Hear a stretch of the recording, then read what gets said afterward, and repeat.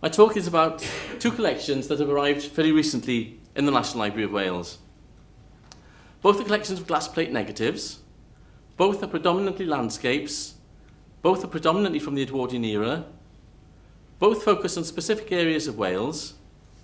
I think it's fair to say both collections are very lucky to have survived, and both had a somewhat serendipitous journey here.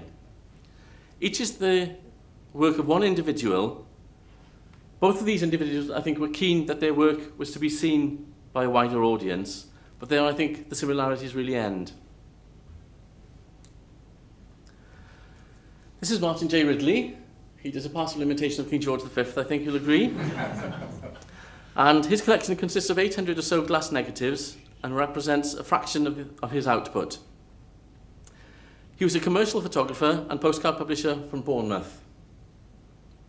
He favoured the urban and industrial landscapes of South Wales, then as an area at the height of its prosperity.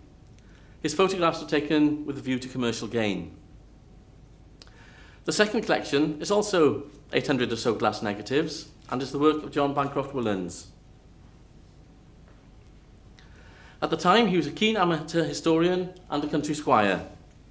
He was later a public figure, philanthropist, and no stranger to the National Library of Wales. And it is his collection that we should look at first.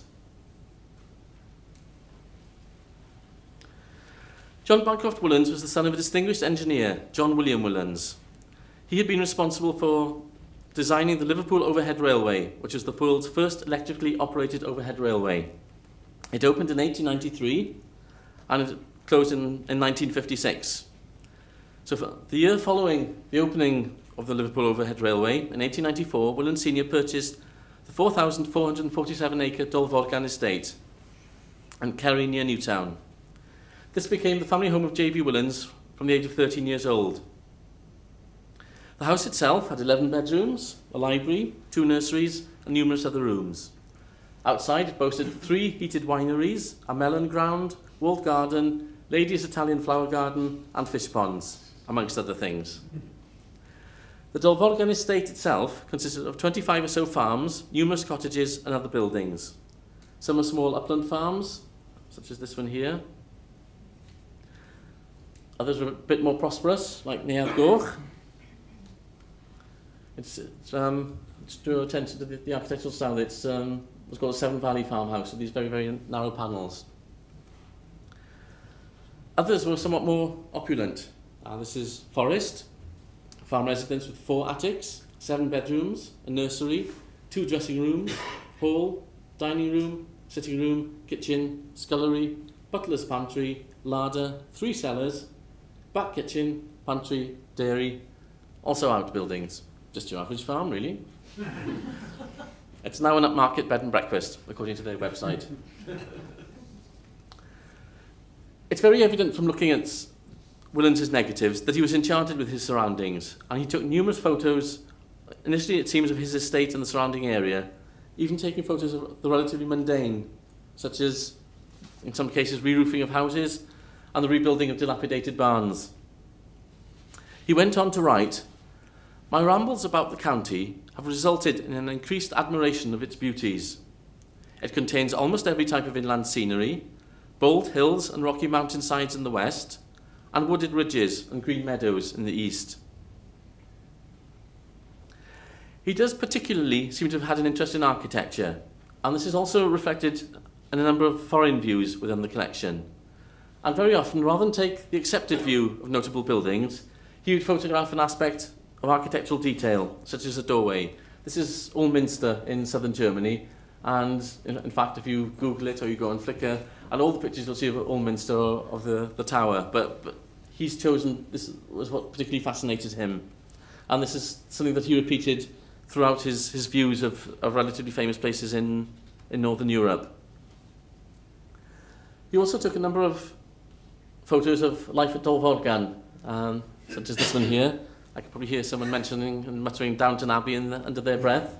But I think it's quite a charming photo. When I looked at this, visions of this chap here sort of grabbing the cake stand and running off down the path. In 1899, he joined the Powysland Club, which was the Antiquarian Society for Montgomeryshire. Their annual report for 1902 contains the following note from the chairman. I'd like all professional photographers here to pay particular attention to this, please. There's one other matter. The advisability of securing a collection of photographs of places and objects of interest in the county. Already, quite a number of photographs have been made by professional photographers, and I hope it would be possible to induce those gentlemen to make the club a present of the photographs in their possession. Besides, there were a number of very excellent amateur photographers, among them Miss Howell of Rhewport, Mr. E.L.R. Jones, Town Clerk of Welshpool, and Mr. Willans of Dolforgan, and I hope they could be induced to share in the work. The following year, it was noted that the response to the appeal had been poor, as the season had been singularly unfavourable. It seems to be a theme of all the talk so far has been the weather. But it was noted that a new fashion has been set in favour of picture postcards, and something like 400 of these have been issued of the county. It was proposed that a collection of the most appropriate be obtained for the Powysland Museum. I think what's worth bearing in mind here for a moment is that he's mentioning 400 postcards of views in Montgomeryshire. Montgomeryshire is a rural county, it's sparsely populated, it has no major centres of population, and it's got no resorts or other major tourist attractions. So obviously these 400 plus views in Montgomeryshire were aimed at a local market, not at incomers.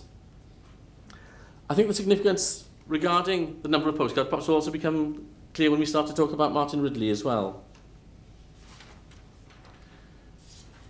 In 1904, however, Mr. Willans was thanked for his generous response in presenting photographs of nearly every church in Montgomeryshire to the Powysland Society.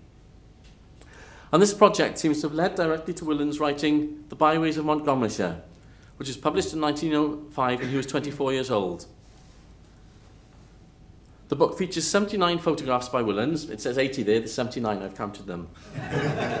Including many that were specifically taken for the Powysland Club, which include these. This is Frida Garw, and in fact I was in the National Library's bookshop having a quick look a week or two ago. I noticed that the Royal Commission on Ancient Historic Monuments have produced a book on houses of the Welsh countryside, and it does in fact feature Frida Garw. This is Penrose Hall, which was demolished in 1904, very shortly after Willans took his photograph of it. I think it's quite interesting. It's in Pilgrimages of Old Homes, which was published in 1903 and written by Fletcher Moss. He visited Penrose Hall and Llyn, a nearby farmhouse, and records a man named Derwas, somewhere described as John Ap Owen, alias Derwas, built it and had a brother Hugh living at Llyn about the same time. It is one of the most picturesque, desolate houses anyone could imagine, standing at the end of a big field or park, where are many fine oaks, which may be the remnants of an avenue. He goes on to say the house had been dated to 1576, but was sceptical and thought it much older. So I think we can see already that Willans' photography was not an end in its own right, but it was a tool to assist him in his desire to record and research the history and buildings of Montgomeryshire. However, it is evidence that he took pride in his photography and had attained a considerable degree of technical skill, tackling difficult situations, such as this, one of many interiors of ill-lit churches.